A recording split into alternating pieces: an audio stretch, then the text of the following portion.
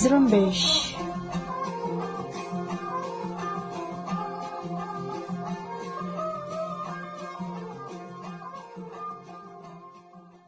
یہ ریڈیو زرمبش اردو کی آواز ہے۔ آج 1 دسمبر بدھ کا دن اور سال 2021 ہے اور میں ہوں آپ کی میزبان سارین بلوچ۔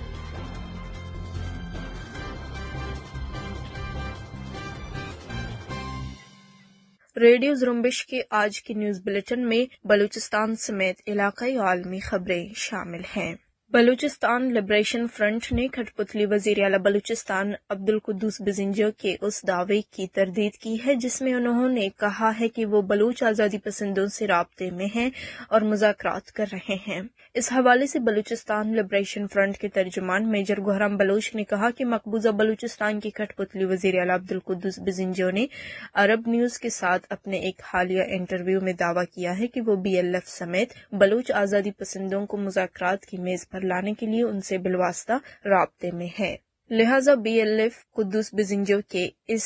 دعوے کو سفید جھوٹ قرار دیتے ہوئے اس کی مکمل تردید کرتی ہے۔ میجر گوہرام بلوچ نے کہا کہ ہمارا ریاست پاکستان اور اس کی کھٹ پتلیوں کے ساتھ بالواسطہ یا بلا واسطہ کوئی رابطہ نہیں ہے۔ انہوں نے مزید کہا کہ بلوچ قوم کی عظیم قربانیاں بلوچستان کی آزادی کے لیے ہیں اور آزادی کے ایجنڈے پر مذاکرات کرنا، کوئی معاہدہ کرنا اور اس پر عمل درآمد کروانا قدوس بزنجو جیسے کھٹ پتلیوں کے دائرہ اختیار میں نہیں ہے، جبکہ اپنے ہی قومی وسائل میں قابض پاکستان کے ساتھ چھوٹی سی حصہ داری کے بارے میں سوچنا بھی نہ صرف مضحکہ خیز ہے بلکہ یہ بلوچ قوم کی عظیم قربانیوں کی توہین ہے۔ لگتا ہے قدوس بزنجو اپنے فوجی آقاؤں کے اشارے پر اس طرح کا جھوٹا دعویٰ کر کے ان کو خوش کر رہا ہے۔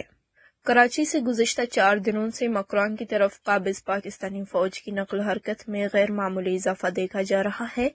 پیر کے روز ایک عینی شاہد نے ریڈیو زرمبش کو بتایا کہ انہوں نے وندر کے مقام پر 50 سے زائد فوجی ٹرکوں کی لمبی قطار دیکھی جو کراچی سے مکران کی طرف جا رہی تھی، جبکہ پسنی کے مقام پر 15 فوجی ٹرکوں کو دیکھا گیا ہے جو گوادر کی سمت بڑھ رہی تھی۔ منگل کے روز بھی درجنوں ٹرکوں کو کراچی سے بلوچستان کی طرف آتے دیکھا گیا ہے، تاہم اتنی کثیر تعداد میں فوجی ٹرکوں کی نقل و حمل کی کوئی غیر معمولی وجہ نظر نہیں آتی کیونکہ بلوچستان میں گزشتہ 21 سالوں سے پاکستانی فوج مسلسل فوج کشی کر رہی ہے۔ روزانہ کی بنیاد پر بلوچستان کے ہر گاؤں اور شہروں میں ٹارگیٹڈ کارروائیوں کے علاوہ پہاڑی علاقوں میں فوج کشی کی جا رہی ہے۔ دوسری طرف اطلاعات ہے کہ کیچ کے علاقے زامران میں دشتک کے راستے پاکستانی فوج نے بند کیے ہیں اور گیشردان کے مقام پر قابض فوج نے چوکی قائم کی ہے اور مقامی لوگوں کو راستہ نہیں دیا جا رہا اور بڑی تعداد میں پاکستانی فوج پہاڑی علاقوں میں داخل ہو گئی ہے۔ اس کے علاوہ فوج مزن بند کے علاقے میں بھی فوج کشی کا سلسلہ چل رہا ہے، جبکہ آباران اور پنجگور بھی طویل عرصے سے فوج کشی کی زد میں ہیں۔ کیچ کے علاقے ہوشاب میں قابض پاکستانی فوج کے ایک چیک پوسٹ پر حملے کی ذمہ داری یونائٹڈ بلوچ آرمی نے قبول کی ہے۔ یونائٹڈ بلوچ آرمی کے ترجمان مرید بلوچ نے کہا ہے کہ 28 نومبر کی رات بلوچ سرمچاروں نے ہوشاب کے علاقے دمب میں سی پیک کی حفاظت کے لیے قائم قابض پاکستانی آرمی کے ایک چیک پوسٹ پر راکٹوں اور دیگر بھاری ہتھیاروں سے حملہ کیا جس میں قابض فوج کو جانی اور مالی نقصان اٹھانا پڑا۔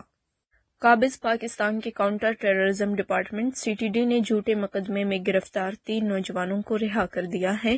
رہا کیے گئے نوجوانوں میں گوادر کے رہائشی عارف ولد در محمد اور عادل ولد نبی بخش اور سبی کے رہائشی ٹنڈو ولد لیہا شامل ہیں۔ یاد رہے گوادر سے عارف در محمد، عادل نبی بخش، قاسم ہاشم اور عبد المطلب ولد محمد حسن نامی نوجوانوں کو قابض پاکستانی فوج نے حراست میں لینے کے بعد جبری لاپتہ کر دیا تھا،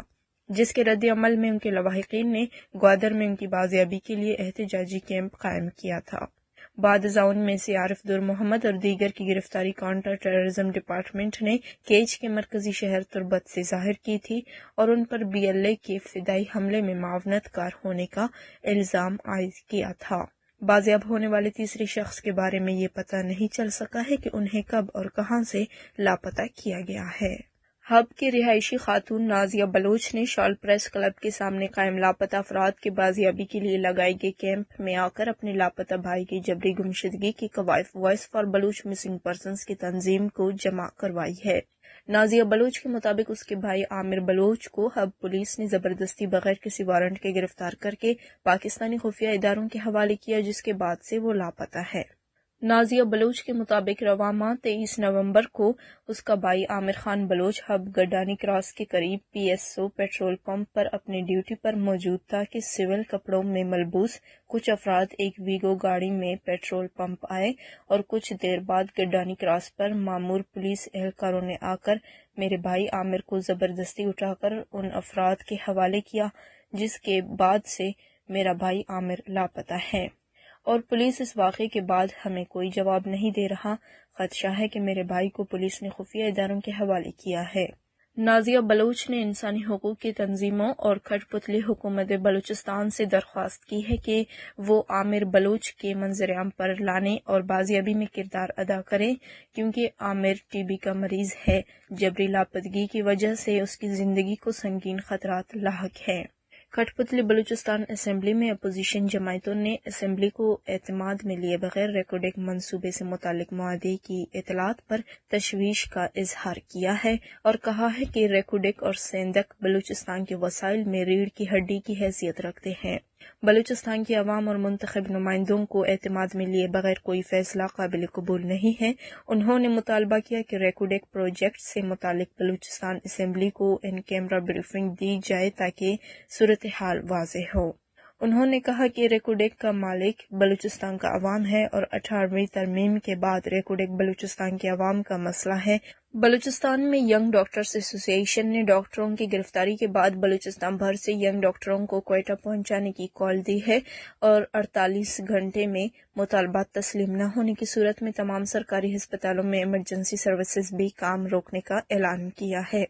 ینگ ڈاکٹروں کا کہنا ہے کہ ہفتے کی شب 2 بجے کے بعد پولیس نے دھرنے پر بیٹھے ینگ ڈاکٹروں اور پیرامیڈکس کو گرفتار کر کے انہیں 2 تھانوں میں منتقلی کے بعد اتوار کی سپیر ڈسٹرکٹ جیل کوئٹہ منتقل کر دیا ہے۔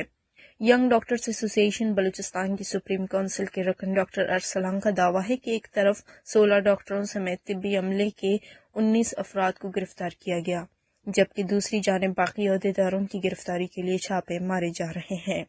پاکستان کی سپریم کورٹ نے جنوبی وزیرستان سے رکن قومی اسمبلی پاکستان اور پشتون تحفظ موومنٹ کے رہنما علی وزیر کی درخواست ضمانت منظور کر لی ہے۔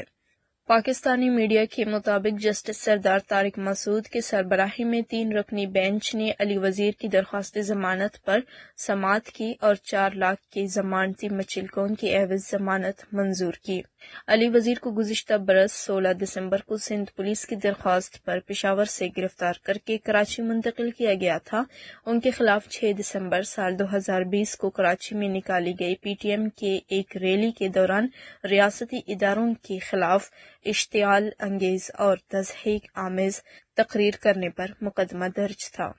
علی وزیر کی ضمانت کی خبر دیتے ہوئے نیشنل ڈیموکریٹک موومنٹ کے سربراہ اور رکن قومی اسمبلی پاکستان محسن داوڑ نے ٹوئٹر پر اپنے پیغام میں لکھا کہ مبارک ہو، جسٹس طارق مسعود، جمال مندوخیل اور امین الدین خان پر مشتمل سپریم کورٹ کے بینچ نے علی وزیر خان کو ضمانت دے دی ہے۔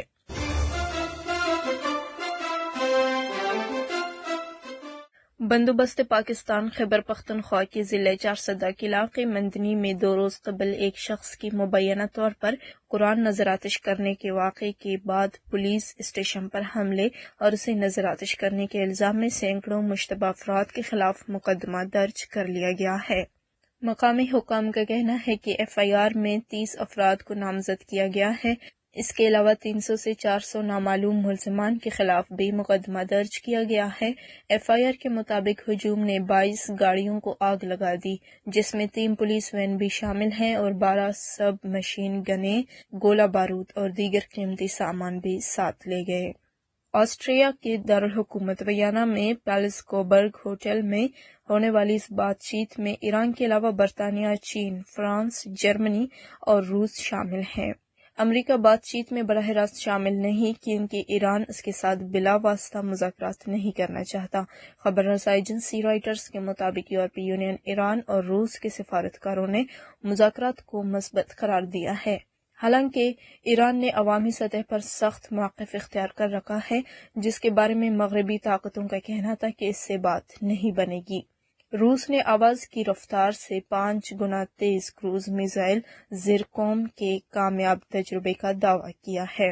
روس کی وزارت دفاع نے تجربے کی کامیابی کا دعویٰ کرتے ہوئے کہا کہ سمندر میں ایڈمرل گورشکو وارشپ سے زرکوم hyper sonic cruise missile launch کیا گیا اور اس کا نشانہ 400 کلومیٹر فاصلے پر تھا۔ یاد رہے روس کے صدر پوٹن نے فروری سال 2019 میں قوم سے خطاب کرتے ہوئے ایسے نئے ہتھیار کے بارے میں انکشاف کیا تھا اور کہا تھا کہ یہ میزائل زمین اور سمندر میں 1000 کلومیٹر تک مار کر سکتا ہے اور یہ آواز سے 5 گنا زیادہ رفتار سے پرواز کر کے اپنے ٹارگٹ تک پہنچ سکتا ہے۔